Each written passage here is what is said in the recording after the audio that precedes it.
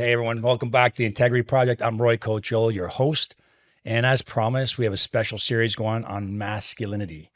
And I figured I would invite three of the most masculine men I know to this podcast to speak about masculinity and what it means to them.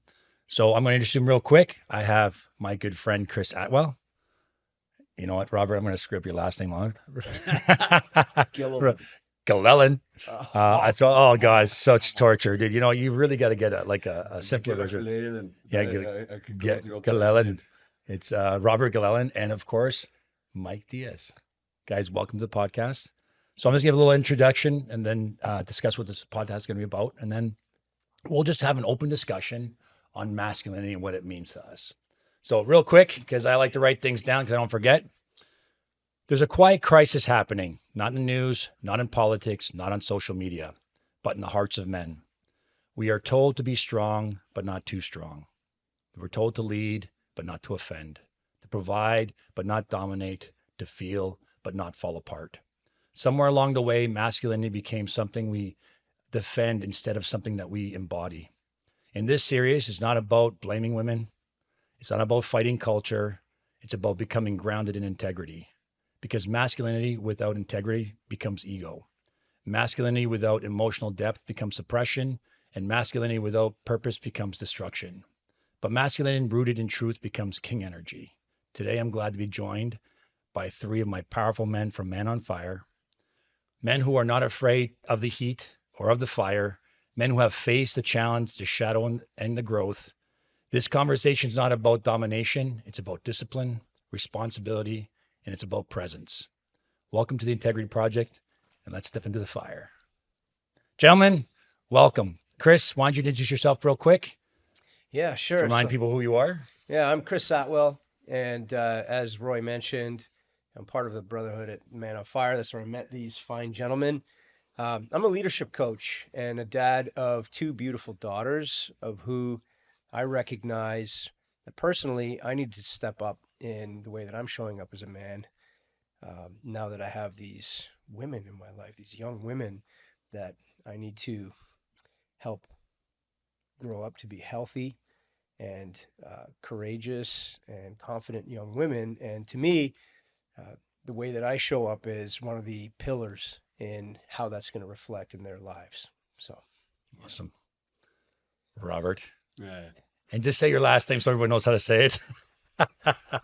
Roy, thank you. You're My name is welcome. Robert Gillelan, and I am a cancer caregiving coach. And this whole topic is one that I find to be extremely important for where we are at today. As men, I'm a dad-daughter as well too, or daughter-dad, however you want to put it. It's and a grandfather now to my granddaughter, and the whole ability to hold presence as a man and demonstrate the masculine, so that my daughter and my granddaughter and my nieces, for that matter, have a good idea of what it means to have somebody that stands for them, that's the provider, that's the protector, but that doesn't dominate, that doesn't push down, but it lifts the feminine up at the same time. Is just a really important element for me on this, and one of the things I'd really like us to be able to explore in this conversation. Awesome. Excellent. Mike Diaz.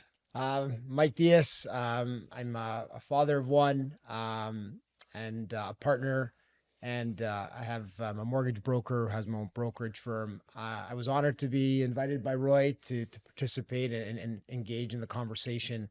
Masculinity, I'm still continuing to learn about it. It's something that I became understood and became more involved with through the Man on Fire, a community and a brotherhood that I like to describe as, where men go to become better men for the people and the women in their lives. And that's something that I think is incredibly important in today's society and culture, especially for the young people of today, that we want to set the right example as we move forward and support and be there for them. Awesome. So guys, I'm going to start by asking questions, and each one of you will have some time to answer them. So, if you're first, you're called to be first, or please jump in whenever you feel. What does masculinity truly mean to you when stripped of culture, social media, and upbringing? And when do you feel the most aligned with your masculine energy? That's a great question. It is. That's why I came up with it. Masculinity for me is, I kind of have this like 3B sort of description to it. And, it's a combination of brains, bone, and balls, all the way through. And it's, the whole bit of bone, spine, backbone, being secure, being steady in what you're doing, that somebody can carry the load, when that has to be done. And at the same time, it's like, stand straight, stand tall, stay with what you say that you're going to do. Have those particular pieces. The brains, obviously, is just one of the things of like, how do you provide? How do you protect? How do you not do that if you don't have the, situational awareness, the other things going on around you to be present?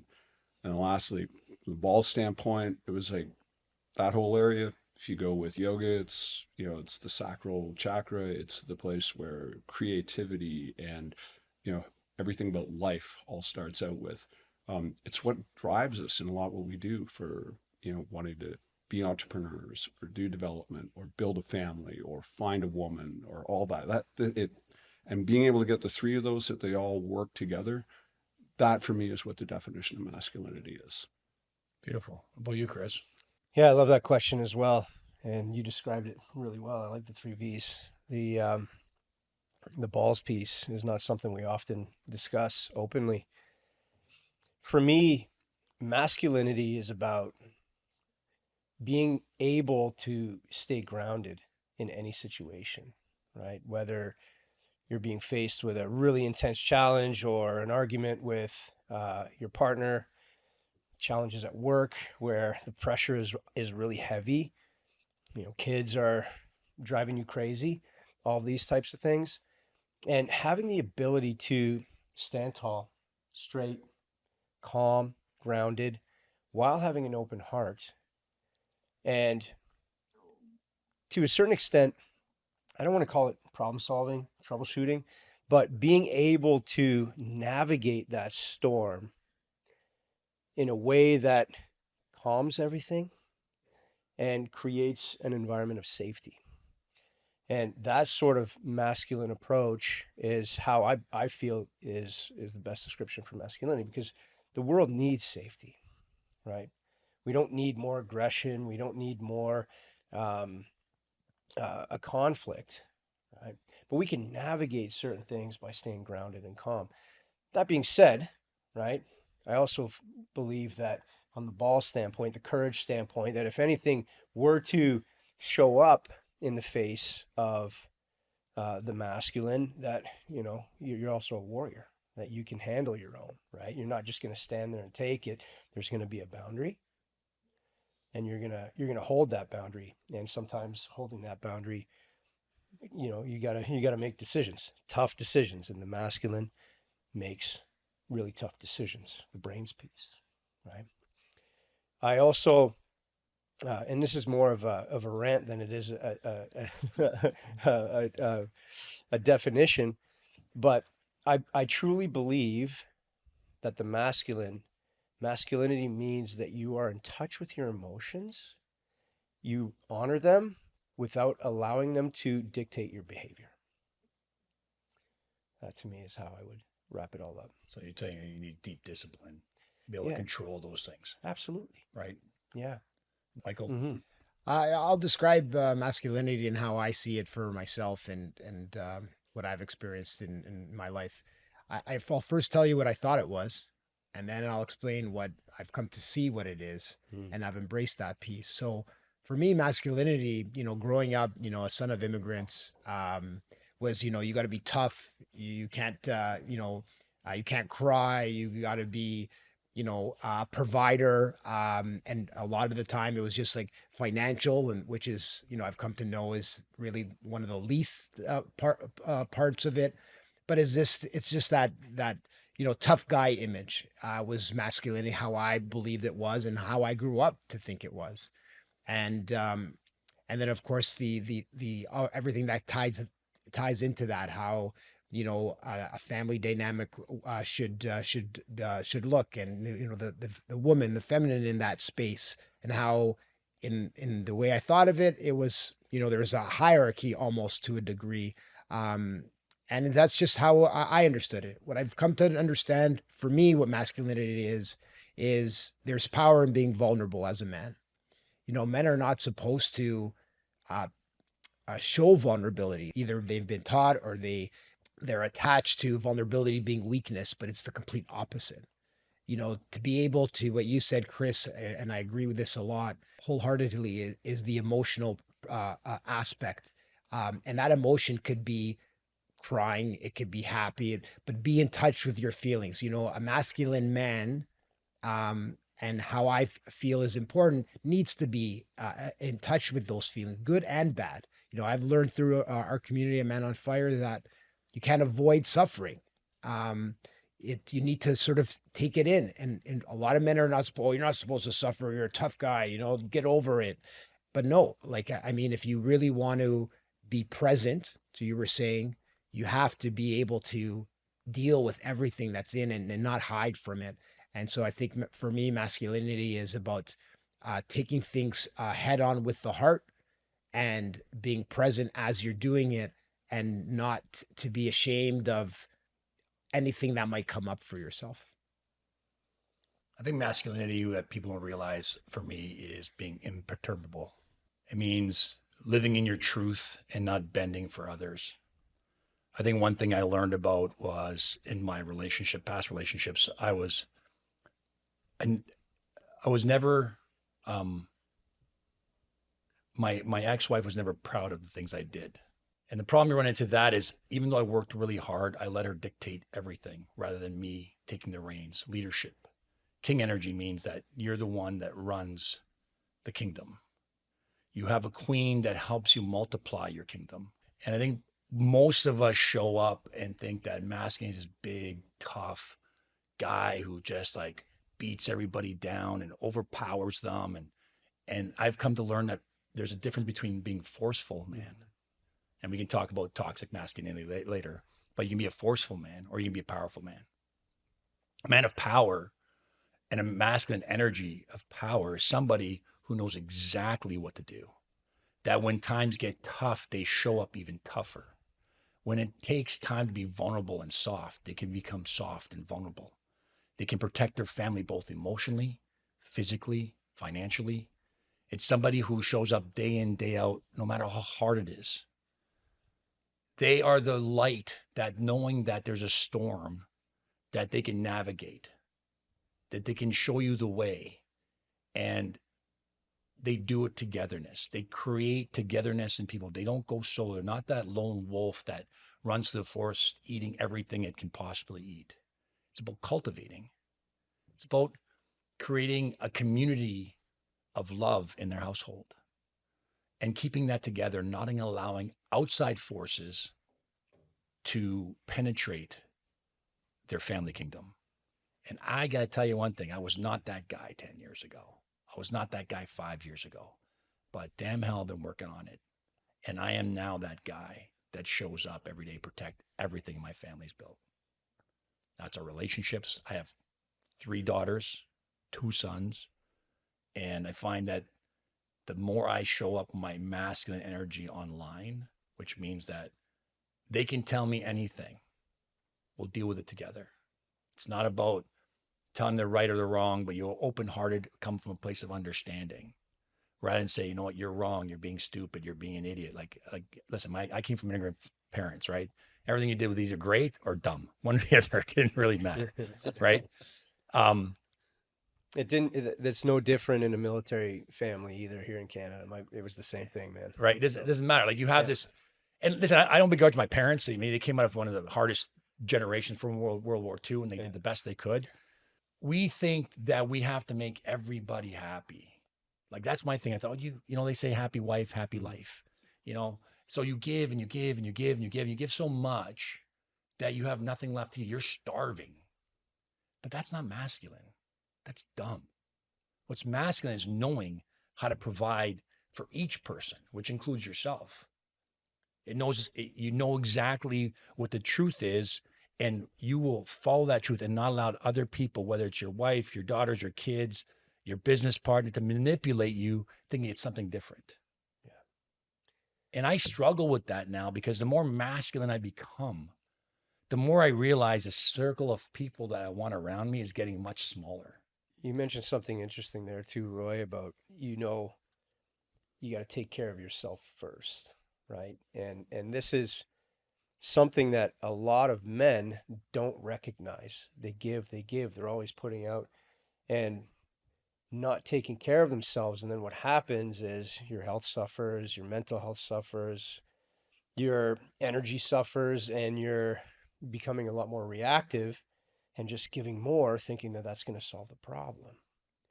But one of the most powerful things that a man can do is make sure that he is whole energetically, physically, mentally, so that he can handle all these things that we're discussing here.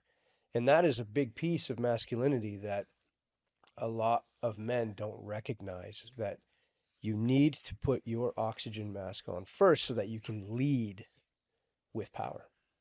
What does that mean to take care of yourself? And you know what?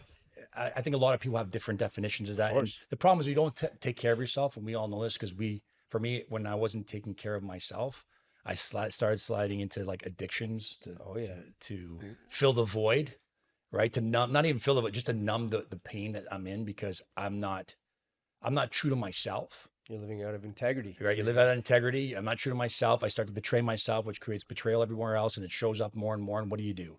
It's women, drugs, cigarettes, gambling, drinking, working too much, partying too much, porn, porn, all these things that we think is masculine because they say, oh, it's normal to watch porn. It's normal to drink. It's normal. Yeah. I'm not saying you can't have a drink, and I'm not saying you can't do certain things, but when it becomes the pillar of what you use to numb what you need to actually face. And that's another thing as a man.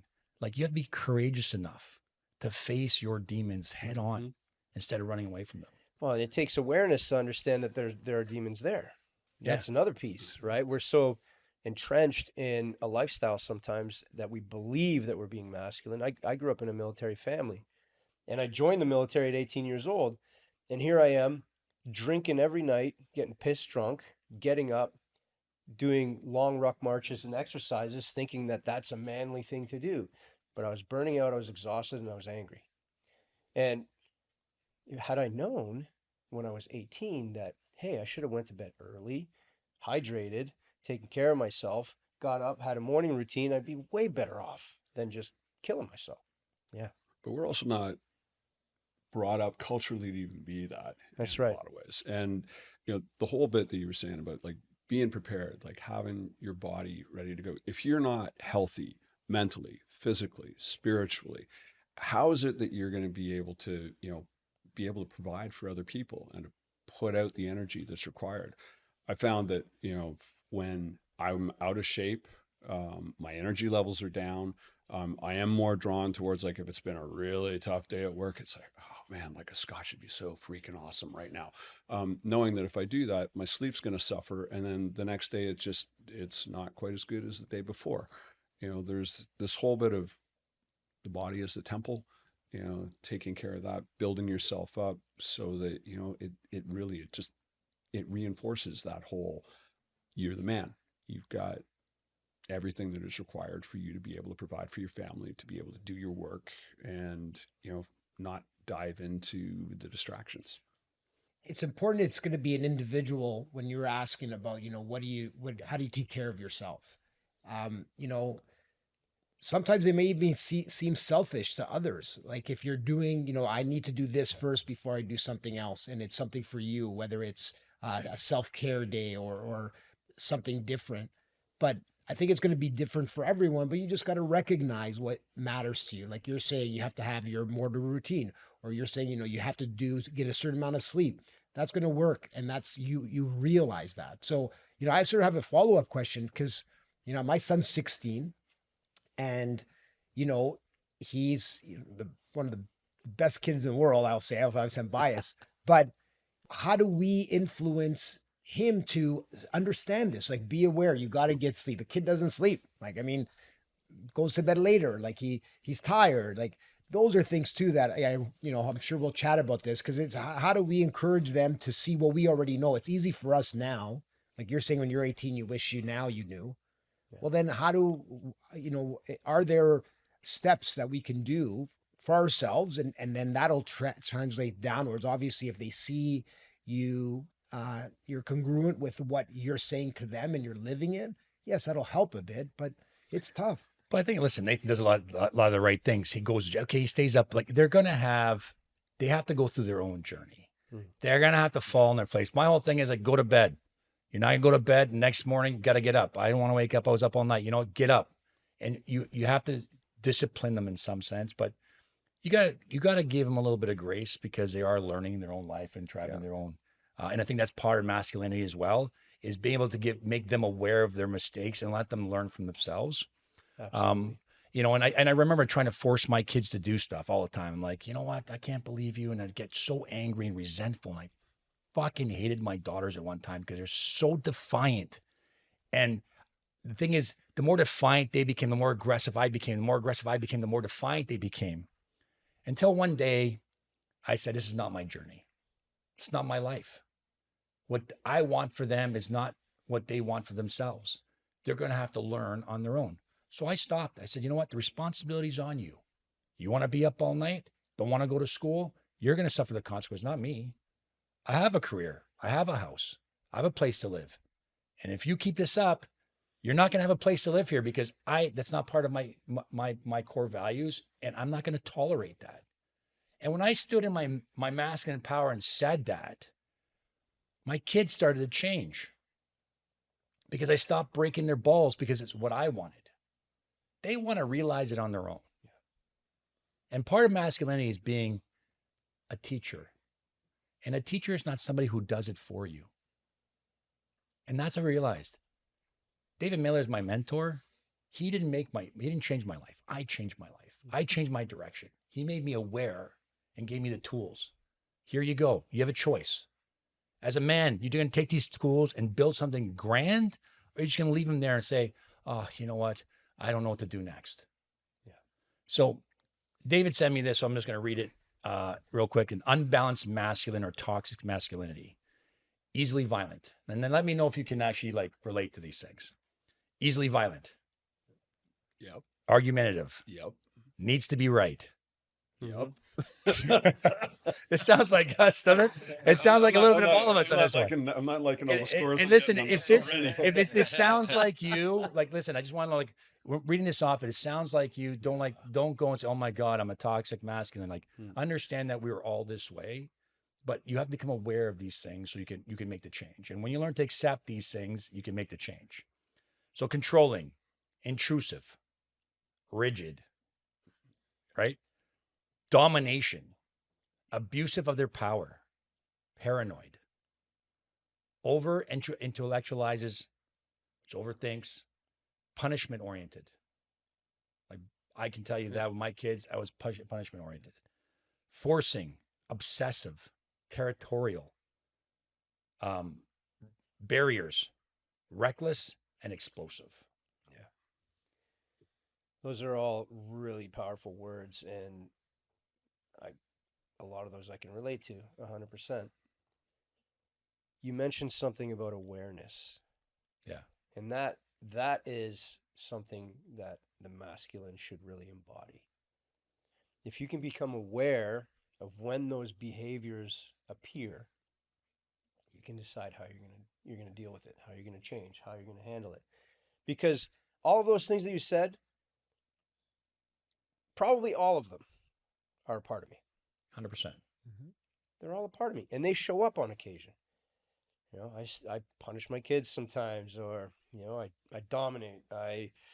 I'm certainly territorial on occasion. These kinds of things, but it's when I recognize it, and I go, "Oh, I see that part of me," and I go, "Okay, I'm gonna honor it because it is a part of me, but I'm gonna choose to change that behavior right now and take ownership for it." That's when the masculine starts to show up.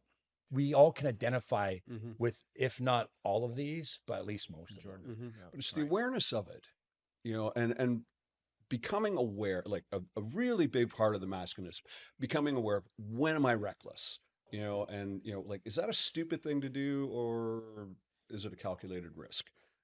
Those, and am I being forceful rather than powerful? Am I being domineering as opposed to, one of these trying to way to accommodate people and, bring everybody together with you. That's the big element. Every one of those things, I can identify with almost all of them. I've had moments, and some of them much more dominated my life at one stage than they do now. But just that whole bit of the pause. I'm like, okay, like, why am I here? What's really going on? Why am I being triggered? Why am I reactive? Right. And just being able to do it is like, I wish they taught that kind of stuff in school. It's like, And going back to your question about how do you get your kid, your 16-year-old, to have awareness around this stuff, to me, it makes the most sense to just lead by example, right? We can't tell them what to do because they got to lead their own lives, even though we want to. And we didn't want that from our parents, right? No, we did not. My brother the other day, his 19-year-old son just bought a truck. And in an ice storm, says, I'm driving to Ottawa from Barrie, right? So at the same time, like, both of us were like, well, that's stupid. We should tell him he can't go. And then we looked at each other and we said, dude, when we were 19, we would have done the same damn thing. Like, what? That's for him to figure out, right? Right. But, these things that we can do to create awareness, to take care of ourselves, we can live them, make it visible. And that sort of influence, that energy, people will see it. They will take it in. My daughters, I exercise almost every day. And I don't tell them to come into the gym with me. I have a home gym. But they hang out in the home gym and they do their own little exercises while I'm working out. Right. My one daughter wakes up every morning and does stretches. She sees me stretching in the morning. Right? I do meditations. My other daughter, every now and then, I catch her with her eyes closed. I never told them that that's necessary, that they should do it, but I recognize that I'm having an influence of sharing healthy practices. Yeah. And it's good to hear, because you're right. Energy is, it can be moved to different places, to different people. And to be able to, recognize that and have someone who's experiencing it and seeing it is it makes me feel more confident with respects to, Nathan, because I do agree with you. We have to practice what we believe and what we will want to maybe have that influence over, the people that we love the most. We can't demand it from them if we're not doing it ourselves. And it can go beyond the people you love the most. Right. It can help change society if more of us did that. Listen, I think that if we all, as men, showed up in our full masculine energy, we wouldn't have the issues and problems we have in society today. And I believe that everybody wants to be seen and heard except the masculine, right? The people who are, I've always been intrigued, and I don't want to bring this into like trying to be anything, but like I get intrigued by transgender, and the reason why I get intrigued by that is because they're very forceful in what they demand. Instead of having us understand where they're coming from, and instead of being comfortable within their own skin so we can be comfortable with them, they demand things that aren't. So if a man demanded something from somebody, we are dictators. We're tyrants, right? But when other people do it, it's okay. Well, it's not okay. It's not okay to demand anything. What you want to do is you want to create a place of understanding so people want to help you. They want to understand where you're coming from. They want you to be loved and feel safe. Everybody in this world deserves to feel loved, to be safe, and to be heard. And of course, to be seen. But we want to see you, not the garbage around you and inside of you. We want to see you or who you are. And I think part of masculinity is to be vulnerable enough, to be authentic enough that people can see you and see your power and feel your power, not experience the forcefulness of it. it's a certain amount of humility as well too that fits into Very this. much so. Absolutely. You know, there's an earning that you have to do in order to be able to get recognized. And what I see a lot from certain people within generations, and some of, you know, the transgender issues are coming, is that this demand that, you know, this is me and you're going to accept me regardless of what you think, and the others. Conversation's not open, No. you know, and it's the, okay, earn it. Like, help me understand why you're pushing forward on this. Help me understand why you feel this way. You know, there's a couple, I've got a gay niece that, you know, she's out there about it. No big deal. She fully identifies, you know, as she, they, it's all this. But it's not an issue. Like, No. it's never pushed forward. And I think it really, you know, for me, it was just like, oh, okay, cool, Right. whatever. Whereas I also had a push to my face, and it's like, slow down. Well, it's like anything. If I throw something in your face and I push you into it, what's your first reaction? We all know that. It's like, dude, It's like, well, man, like, Yeah. step back, man. Or you're gonna get a right hook in the jaw, right? Like, this is my space. Like, somebody who's comfortable and genuine. I don't care if you're white, black, Chinese. I don't care what religion you are. Like, if you come to me and you're like a good person, that's how I judge you. I see the value and the worth of your character. Yeah. That's what I want to get to know. Yeah. I could care what you wear, what color your hair is. I don't care if you got tattoos, no tattoos. I don't care about any of that stuff. And I think people have to get away with creating judgment automatically of other people and them. Like, when I meet you, are you already judging me, thinking I'm judging you? Yeah. Right. And I think that part of being masculine is to be able to be accepting of certain things and being open-hearted. But you have to share the same willingness to be open-hearted. And we're all fighting our battles. Absolutely. Absolutely.